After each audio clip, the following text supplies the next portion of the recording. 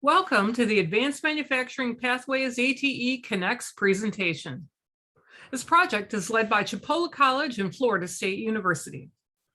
The research purpose is to compare perspectives from advanced manufacturing stakeholders, focusing on the rural Florida Community College of Workforce context in which our 5 partners seen on the right operate. This research project is going into its 5th year, which will focus on integrating these data points. Today, we'll focus on stakeholder activity complexity and entrepreneurship.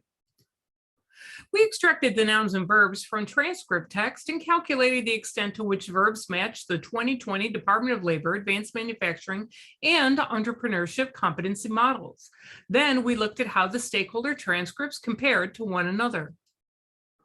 As an example of our comparisons in this pie chart, we focus on the new professionals and the percentage of verbs in each Bloom's category. You will see that a majority of the verbs are remembering verbs, followed by applying and understanding verbs. On the higher level verbs, creating verbs are 12%, while evaluating and analyzing verbs are not as prevalent. These percentages are very similar to that of the employer need verbs. The vertical chart depicts the variance of verbs in each Bloom's level.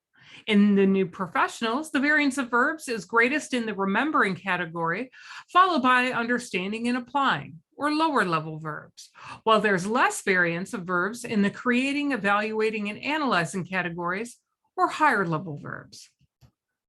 This 7-layer radar chart compares verbs in the employer, faculty, new professional transcripts, and college syllabi to the 2020 AM and entrepreneurship competency models, according to Bloom's revised taxonomy.